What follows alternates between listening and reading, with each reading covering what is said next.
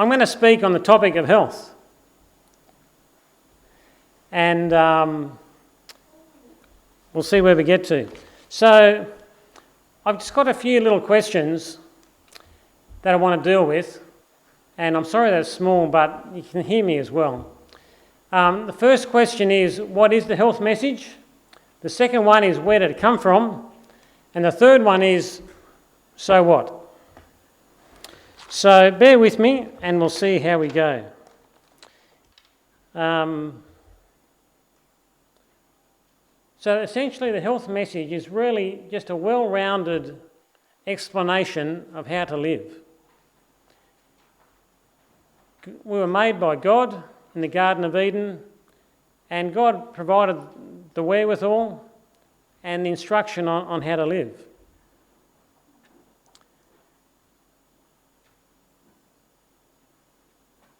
So it talks about how to eat, how to drink, how to move. God spoke about rest and balance in life and the idea that we were to communicate with Him. And all these things are sort of what gives us this big picture of health. Now, you may have heard of another topic called not news tart. That didn't quite work, did it? Sorry about that one.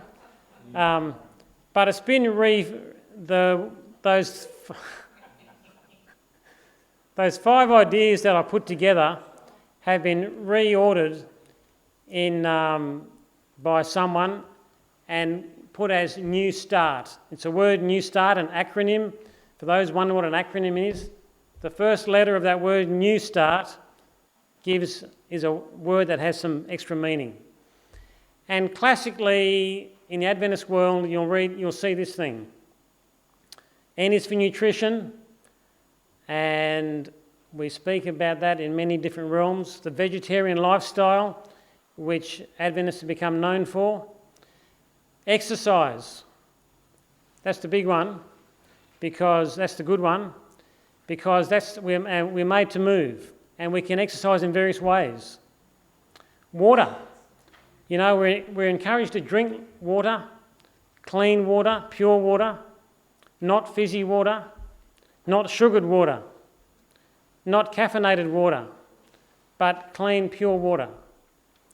Not only can you drink it, but you can wash with it, you can be therapeutised with it. That's a new word sorry. But you can exercise in it. But there's nothing like actually, I've never had this yet, I'm hoping to do it one day, like sauna and then into freezing water. It's therapeutic, and there's actually been lots of things shown that the change of temperatures stimulates the release of various chemicals in your body, which is an immune system boost, amongst other things. How many people here have a warm shower most days, or hot? How many people finish with a cold? So a few, that's good, keep it up. So straight from as hot as you can tolerate to as cold as your water runs is the way to go. It doesn't have to go for long, but a short time of it does wonders. A short time is as long as you can tolerate. So I normally go not that long. I don't have much water, but 4 or 5 seconds is fine. It's the shock that does the good. Then sunshine. Whoops, going back a step. So sunshine is what the S stands for. T is for temperance. That's a nice big word that means, it's interpreted to mean avoiding things like chemical stimulants, in particular tobacco and alcohol when it was first written, but it also includes other drugs, caffeine, sugar. I'll even put sugar in there, even though some would say it's food. But it's temperance in terms of avoiding things that do us harm. Then there's fresh air, and we know about that, I hope. Rest. There's rest in the form of nightly rest and rest in the form of weekly rest. And you could even go further and say an annual rest. But certainly the notion of daily rest and a weekly rest. And for those who haven't wondered, I'm thinking of the kids maybe, you know, a day is determined by the Earth spinning on its axis. We'll go the other way. A year is us, the Earth, going around the sun. A month is the moon travelling around the Earth. A day is us on our axis, but where's the week come from? Creation. It's the only spot where it's found. It's not actually an astronomical thing. So that's the weekly rest.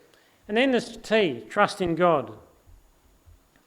So that New Start acronym is sort of is the one way to encapsulate the health message together. So where did it come from? From my understanding, it's a combination of things. If you go to Genesis, early in Genesis chapter 1, verse 29 to 31, I was going to read it, maybe I should. It talks about the way when man was made. I provided all kinds of grain and all kinds of fruit to eat. Wild animals, I provided grass and leafy plants. Keep that in the back of your head. And it was done. God looked at everything he had made and he was pleased. So he provided the whole environment with the fresh air, clean water, food. They had to exercise to live and do their thing. They had actually spent time with God. They walked with him. That was all part of the way the garden was set out. Later on in Scripture, there's, in Leviticus, Deuteronomy in particular, there are health laws regarding foods to eat or not to eat. Clean meats, clean fish, clean fowl, that's birds. And then there's information about living, how you live, mould, how to avoid it, what to do if your house gets mildewy, how to deal with sickness in the camp. And it's curious here that sickness went together. When you were healed, where did you go to demonstrate your healing? The priest. And you took a thank offering. And healing and offering, or healing and worship of God, sort of went together. I won't go further down that route for now, but it's worth remembering that the healing and God's love go together. And the other place where we've got our health message from is the writings of Ellen White. Now, I just wanted you to just dwell here a little bit. She grew up in a time when the world was coming out of really bad diseases, like all the diseases of poor hygiene, if you like. The populations lived all together, especially in England and the early America, I think, from what I can understand, and certainly parts of Europe. There was rats around, all those diseases related to the plague. So she lived at a time a bit after that, and there was this big health movement going across Europe and across the US. And a lot of people sort of putting ideas out there. From my understanding, she did read a lot of the writings of her contemporaries, but she only read them after she'd written her stuff that she'd got in vision. And I'm actually leaning on this book here by Don McMahon, which I'll mention maybe a bit later, but it's too late, I've already mentioned it. But it's called Acquired or Inspired. And it's really this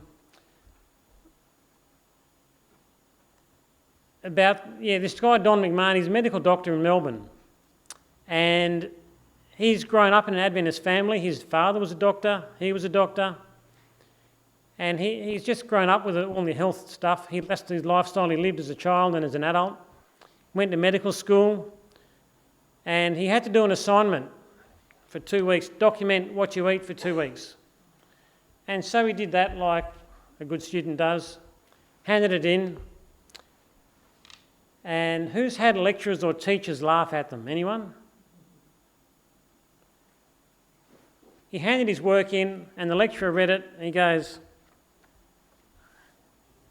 "Go and do it properly, son." Don't know if he was his son, but he would have had that attitude. "Go and do it properly." And he goes, "What do you mean?" He says, "That's what I've eaten." He says, "You've got no meat in there. You can't survive on no meat." He says, "Well, here I am." And apparently the lecturer thought he was sort of running a bit of a prank on him. But that's what he did, and that's how he lived. But over time, Don McMahon thought to himself, did Ellen White just make this stuff up? Did she just copy the guys that she lived around? Or what was the go? So he decided to list out all of her main claims she made on ways to live, and then checked it out against what the scientific view was in his time. So remember, she spoke against smoking, but in her era, tobacco was often used to clear the lungs. It makes you cough, gets all that gunk out. And it was used as a medicine.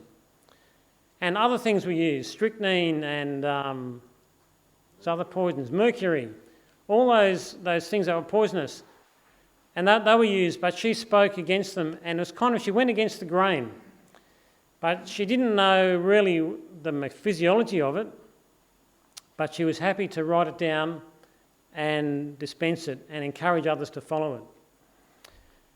And so all of that whole list in that New Start list is things that she has written down. And by the way, before I get off it, so essentially when he wrote his book, his wife was quite concerned that he was going to find out stuff about Ellen White, and she thought she was scared he'd lose his faith because he'd discover that she didn't really get it from vision, and it's all been shown not really be true after all. But it was the exact opposite. I was fortunate enough to speak and meet with him a while ago, probably 30 years ago now, and he just said how it really helped his faith to know that the things she wrote had been shown to be essentially accurate. There are a few things that weren't right. So her contemporaries had roughly 30 to 35% of what they said was proven right by the science of the day, compared to the science in our day. And if she copied from them, well, she's only copied the right stuff because she was right 95% of the time. And the 5% that she wasn't right, it wasn't that she was wrong, it's just that it hadn't been shown to be right. So it could be right, we just don't know yet. So in other words, her the things she wrote and that we got this list from have come up to be accurate. So today I could talk about nutrition, but I won't, because that's what we always talk about. And I could talk about exercise because it's good, but I want to talk about sunshine today in particular.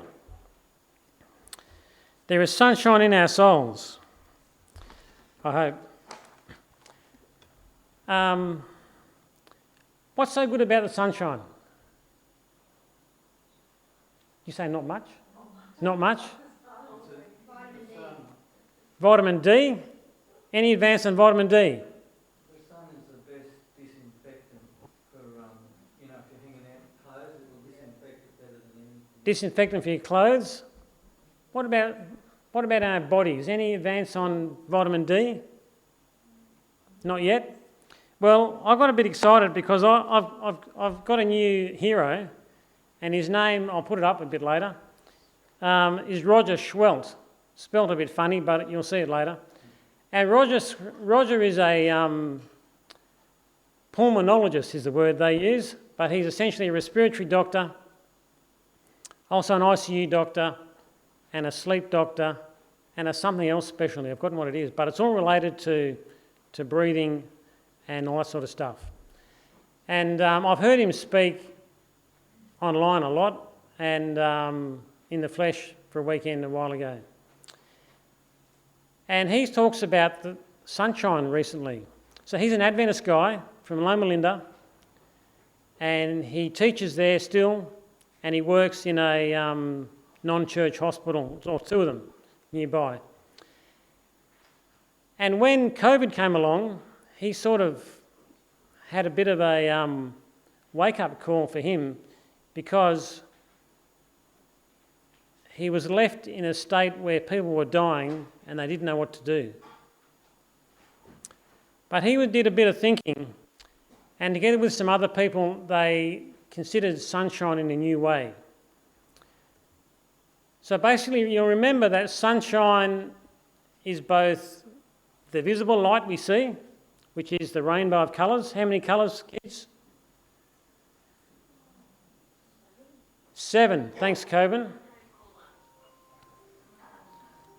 Tell the unknown caller that there are 7 colours in the rainbow and not 6, because often the modern rainbow has only 6. But there are 7 colours in the rainbow. There is infrared, which you cannot see, and there's ultraviolet you cannot see, but it's all in the spectrum of energy.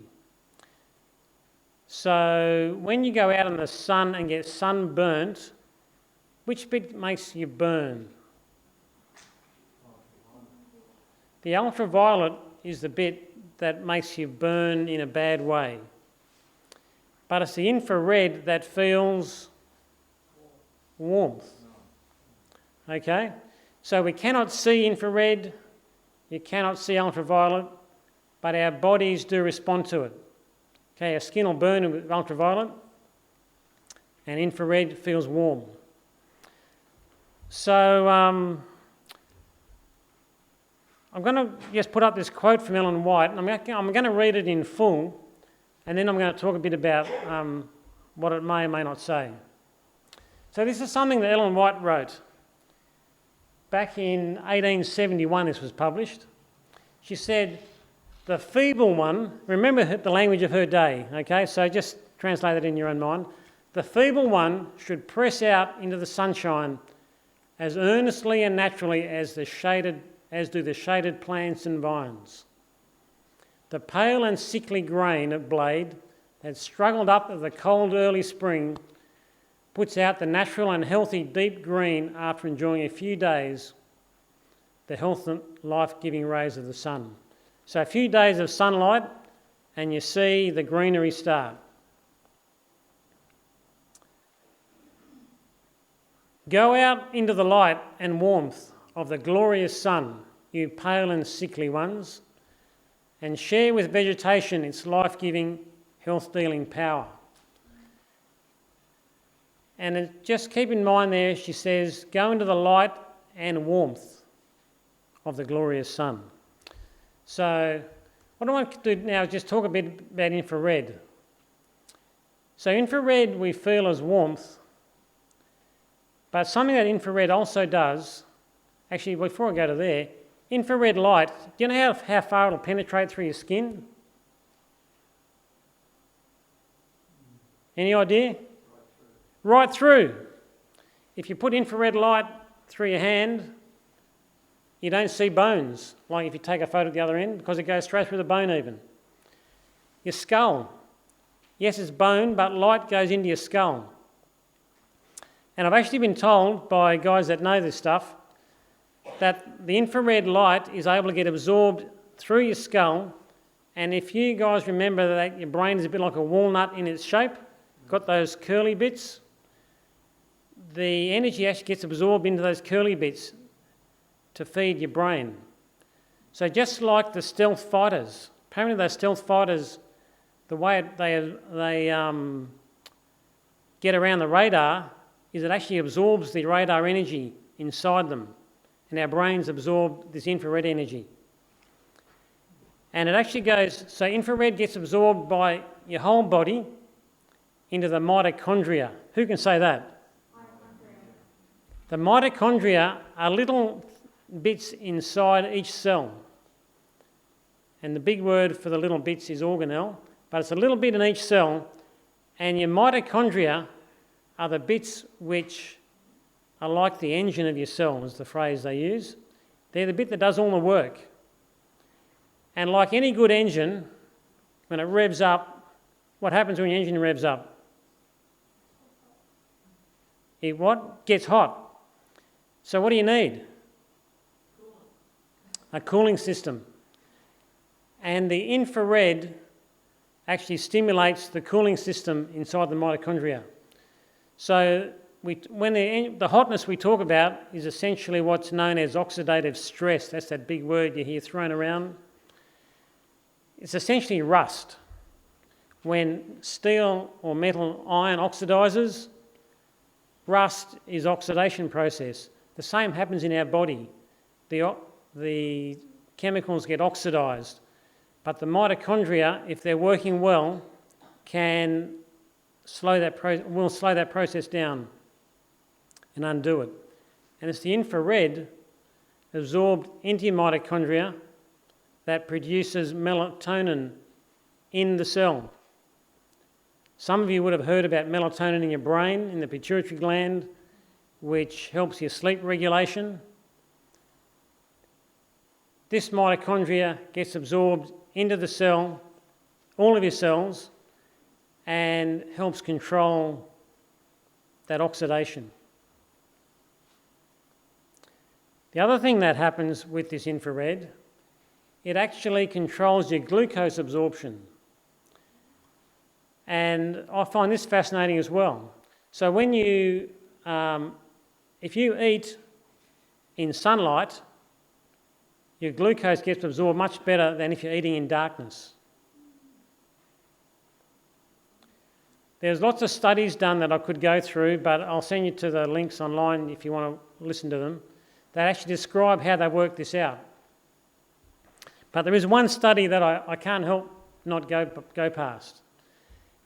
They did a study in Sweden, and what they did, they got a group of 30,000 women, and they asked them, are you a sort of person that loves going out in the sunshine, or do you kind of avoid the sun? And they grouped them in the sun lovers and the sun non-lovers. And they took a few other details from them, but they split them in these two groups. I think it was 12 years later, or 20 years later, I should check the detail up, but it was well over a decade later, it wasn't like 6 months later, I think it was 20 years later, they followed them up and just checked out their health status, who was alive and who was dead, and what sicknesses, cancers and such like have you got. Who do you reckon did best? The sun lovers. And not by a little bit, by a lot. They also checked out who smoked and who didn't smoke. The sun lovers who smoked, got to get this right, the sun lovers who smoked did as well as the sun haters who did not smoke. They were equal. And I find that fascinating. I mean, I'm not saying go and smoke in the sun. What I'm saying is the sun is powerful, that it mitigated against some of the ill effect of the smoke. And that's related to the way the sun gets through into every cell. So going through that whole thing, it really tells us that we are designed to eat in light and not eat in darkness. So that old saying, breakfast like a king, lunch like a prince, dinner like a pauper, that's what it's about. Or that's sort of how it works. That if we eat our biggest meal in the sunlight, in the daytime, your food's going to work better than if you eat your big meal at the night time when it's dark. There's some other studies they've done as well that all confirm this whole idea that sunlight is powerful. It not only sets your clock, it not only relates to your mental capacity and your mood, but it's powerful in the way it actually heals and keeps us healthy. I mentioned that story I told you kids. There's another story just like it. Dr. Schweld himself was called down into the ward out of his ICU to see this guy who was sick. He was so sick that his daughter was with him, an older guy, and he went into the room. He said the room was dark. He said, just felt dark, and he said, I've got all this information in my head. What am I going to do? And so he chatted to the guy, and he said, I know what you need. You need to get out in the sunshine. And the old bloke goes, don't know about that, mate. But Roger was full of beans and he was keen, and he says, you need to get out there. He said, I spoke to my respiratory therapist, I spoke to my charge nurse, and we organised oxygen trolleys and all sorts of things, and we got him out in the sun. So this is a guy who had actually said to him when Roger walked in as the doctor, he said, hey doc, what did he say? How long have I got? Because this guy knew he was heading down. But he went out in the sunshine, and Roger's actually documented his oxygen levels of how high it was and how in 4 days he was home, off oxygen altogether. So sunlight is powerful. And while I'm raving on about this, I can't help myself. So it's the infrared part that is the powerful bit in this regard. So if you go indoors and turn the light on and you follow the instructions of your government and have LEDs which don't have infrared, you're not getting it. Like the infrared's not getting into you. And if you think it's pretty bright inside, because when I go inside or outside it's still the same, your eyes are adjusted. Go outside in the bright, your irises go right down, come in the dark, they open up. The light out there is heaps brighter than in here. I can't tell you exactly, but I would say, in fact I'm certain, the light in here is probably around 500 lux, whatever a lux is. It's a unit of measurement of light. Outside would be 10,000. Okay, it's not just twice as much or 10 times as much, it's like 100 times as much. So that bright sunshine is what does the good. The good news about it is it shines through your clothes. So if you can feel the warmth of the sun, it's coming in. So that little bit about sunshine is just to remind you that in that whole New Start acronym, the S is the sunshine, and it's powerful how it can work. All the other things have an equal power to them as well. But what is the real purpose of the health message? Any takers for an answer? Live well longer. Live well longer? Help your spiritual life as well. The two go hand in hand. Help your spiritual life? So well enough to reach out to others and share the good news. So you're well enough to reach out and share the good news. I agree with all of those, and I think that is probably the essence of it. You know, is it just to gain 10 years? 10 years living in sin on a sinful world? Is that what God wants for us? Or is it to gain eternity? You know, Roger Schwelt, this guy I'm talking about, that's how he spell his name, by the way, Seaholt, in case you're not sure, but it's pronounced Schwelt. He runs a website called MedCram, and it's essentially, he started off a website where he would teach medical stuff to medical students and nurses. COVID hit, and his wife, who's also a doctor, said to him, "You're going to do something to do with COVID?" And he thought, "Oh, I suppose so." So, because it's respiratory stuff and COVID was going to be a respiratory thing, he started putting out something every day, every second day about COVID. And he said people downloading his stuff just went skyrocketed. And so because of COVID, he suddenly had a presence in lots of more places than he ever would have.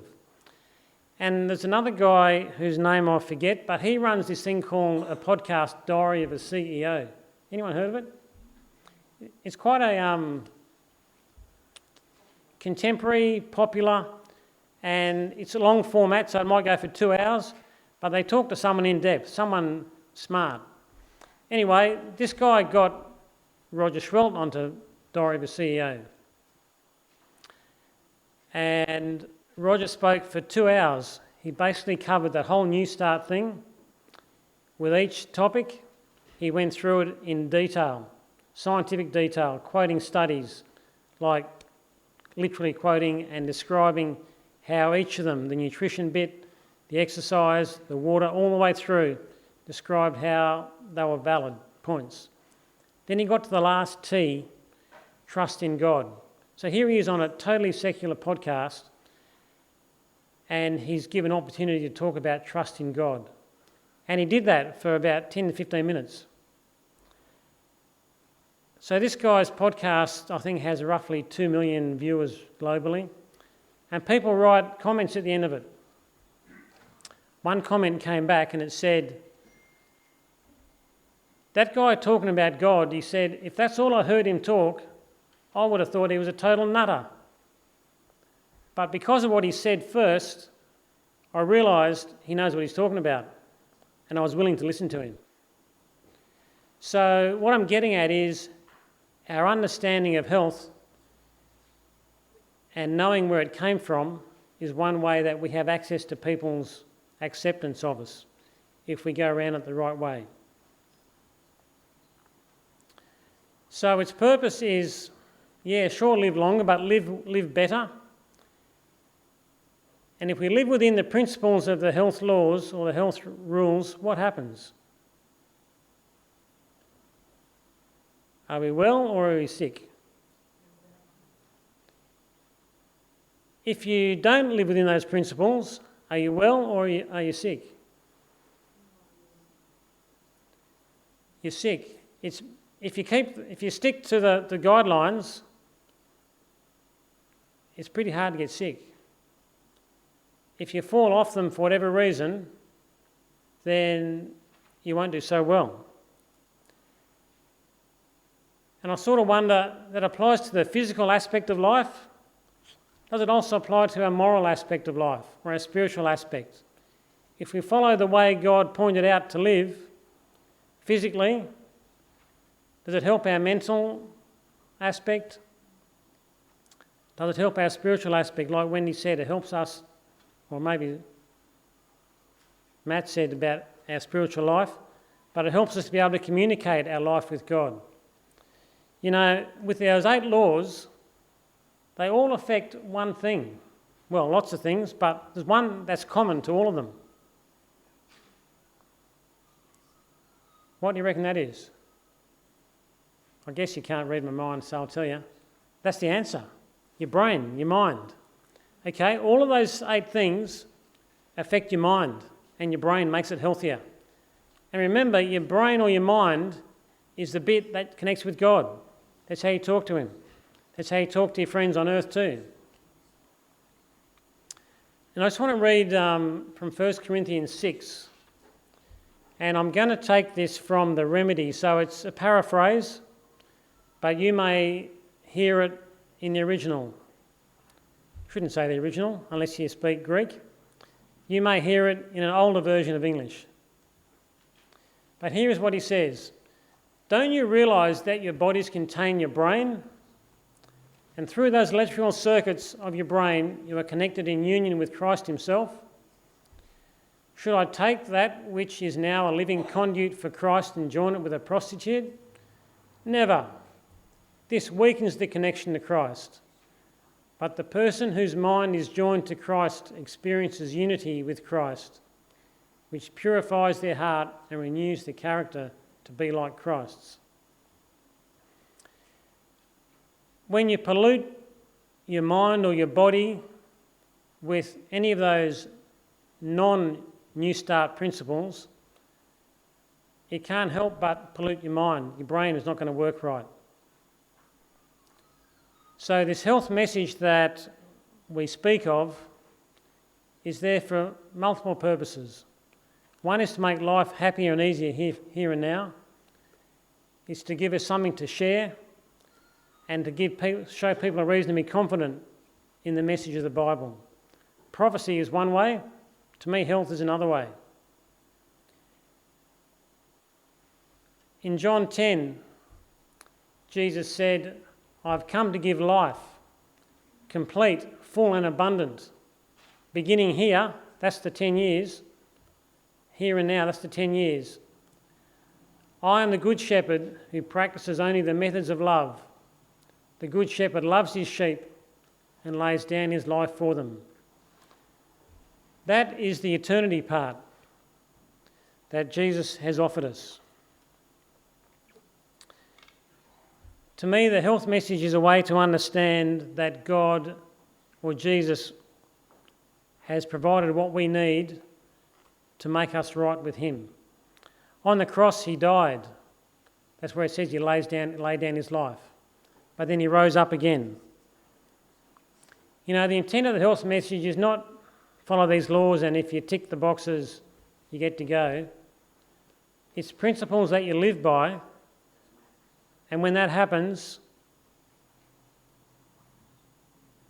you're in agreement with God's way of living, and you can't help but want to be with him. So I hope that little expose into health has been something to stimulate you. If you want to hear more about it, come and ask me, and I will direct you towards the right website where you can hear Roger expound in more detail on how the health message is a gift of God. You know, I want to just remind you though that our life is not built on our health. Our virtue is not how well we follow the rules. Our hope is built on Jesus and his blood and his righteousness, and that's what we need to live by.